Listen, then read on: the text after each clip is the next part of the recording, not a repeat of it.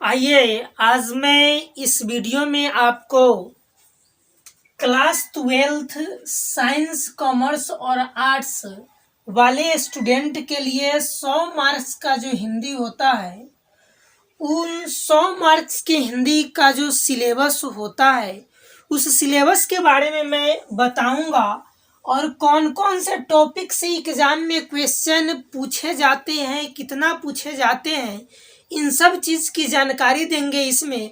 और इस वीडियो को आप देखने के बाद आपको लगेगा कि हमको क्या पढ़ना चाहिए, क्या नहीं पढ़ना चाहिए, और उसमें मैं जो इम्पोर्टेंट टॉपिक होगा उन सारे को आपको करा दूंगा।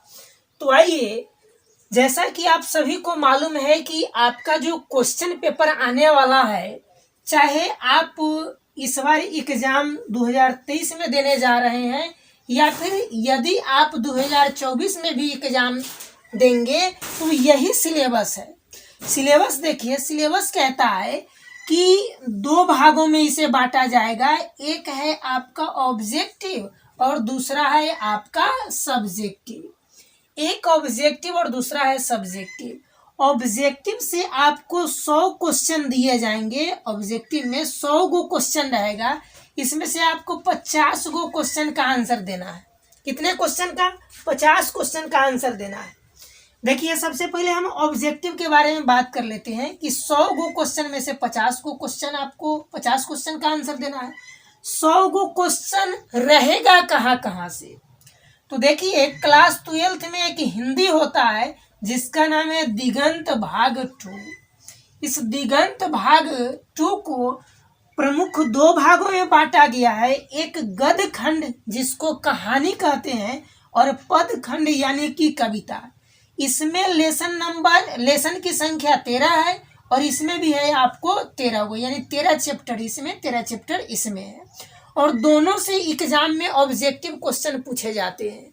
मेरा मानना है कि यदि आप गद्य खंड और पद खंड को बढ़िया से अगर कंप्लीट कर लेते हैं, अगर व्याकरण सेक्शन को छोड़ भी देते हैं तो इतना से आपका काम चल जाएगा। इतना से बहुत क्वेश्चन पूछा जाता है।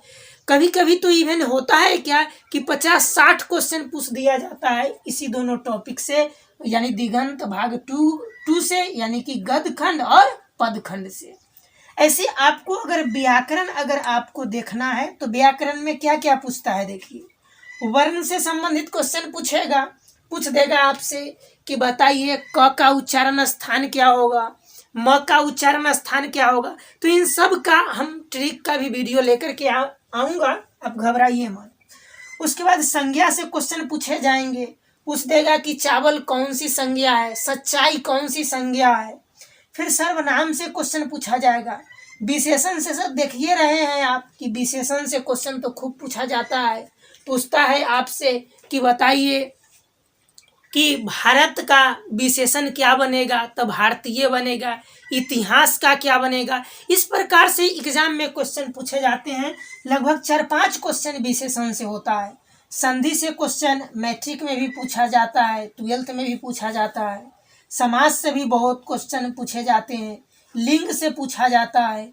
फिर आपको उपसर्ग प्रत्यय से क्वेश्चन पूछा जाता है। उपसर्ग प्रत्यय से पूछेगा आपसे कि प्रतिदिन में कौन सा उपसर्ग है।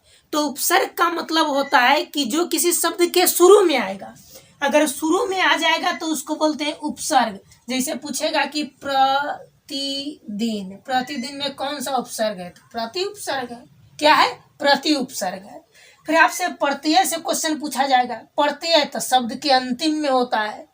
किसी शब्द या शब्दांश के अंतिम में कोई शब्द दिखता है आपको, समझ जाइए वो प्रत्यय है। अगर शुरू में दिख रहा है इसका मतलब वो क्या है? उपसर्ग है।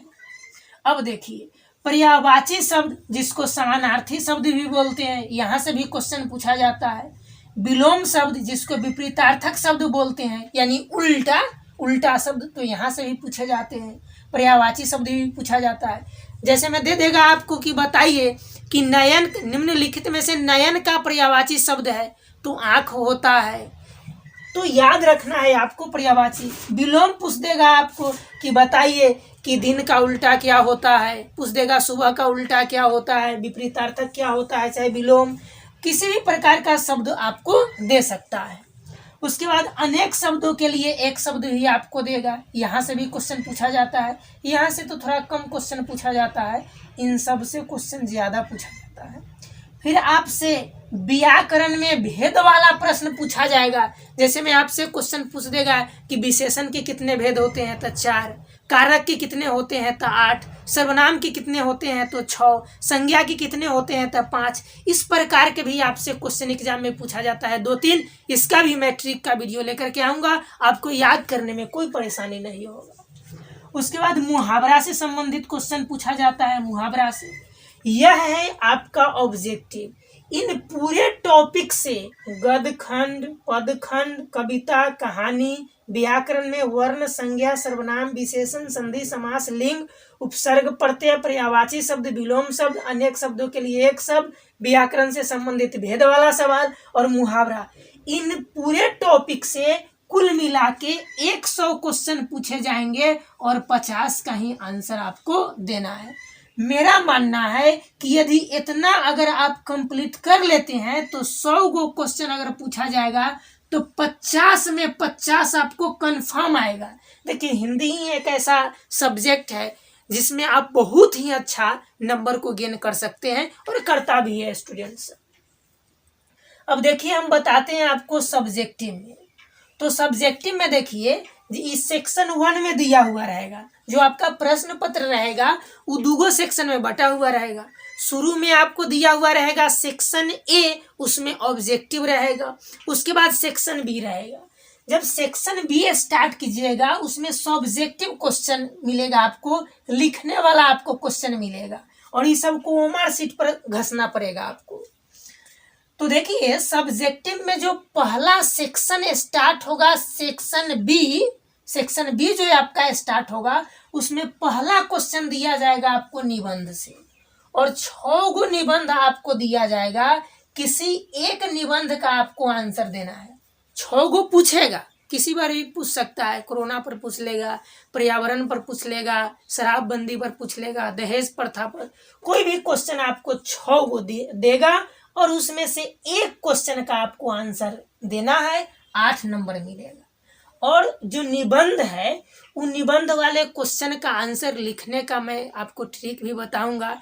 ऐसे बता देता हूं कि निबंध कम से कम आपको 8 नंबर मिलता है, तो 1 पेज से 1.5 पेज और 2 पेज भी चल जाए तो कोई दिक्कत नहीं है। 1.5-2 पेज से कम नहीं लिखिएगा निबंध। और निबंध कैसे लिखेंगे इसका भी मैं ट्रिक बताऊंगा। आप सीधे कहानी के तौर पर लिख दीजिएगा तो निबंध में नंबर नहीं मिलेगा 4 नंबर 3 नंबर देगा, 8 में 8 नहीं दे सकता है। अगर हम जो ट्रिक बताएंगे, अगर उस ट्रिक का आप फॉलो करते हैं तो 8 में 8 मिलेगा।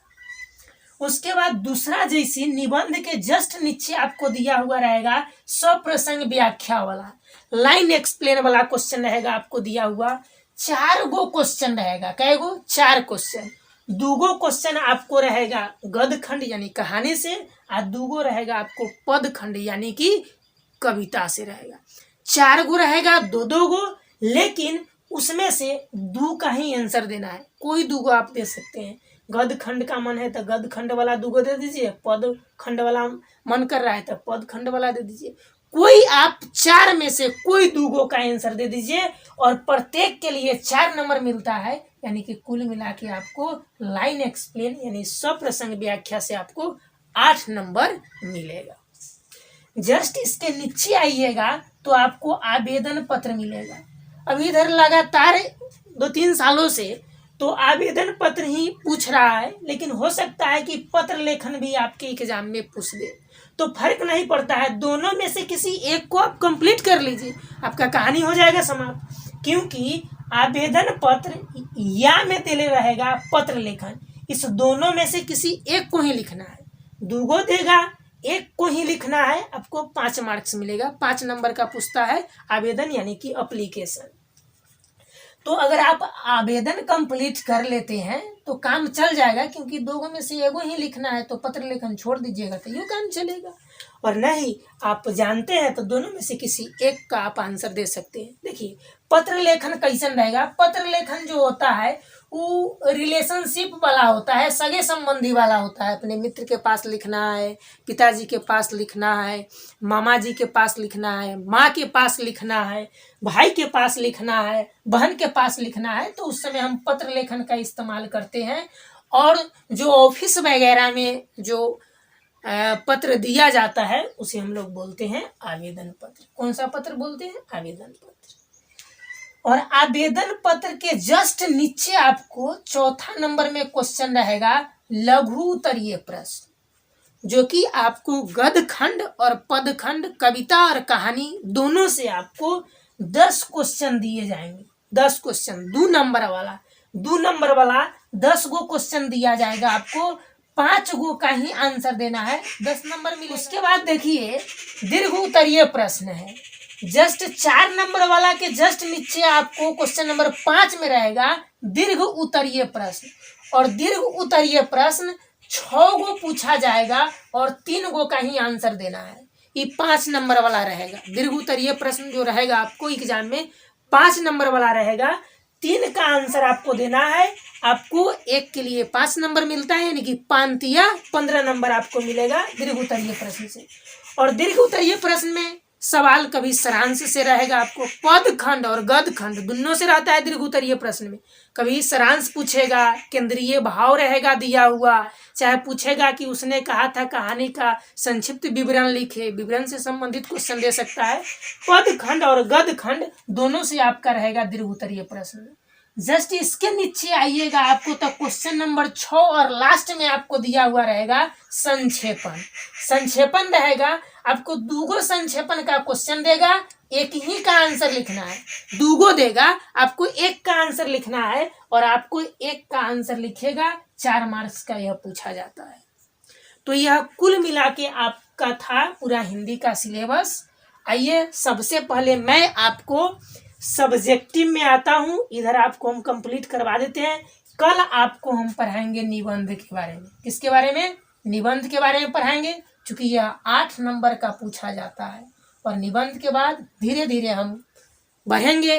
अगर यह वीडियो आपको पसंद आ रहा है तो अपने दोस्तों के पास शेयर कीजिए, चूँकि इम्पोर्टेंट है और एग्जाम के समय तक मैं आपसे जुड़ा हुआ रहूँगा, इसलिए मेरे चैनल को आप सब्सक्राइब कर लीजिए और दोस्तों के पास भी इसे शेयर कर दीजिए। Thank you. फिर मिलते हैं नेक्स्ट वीडियो में।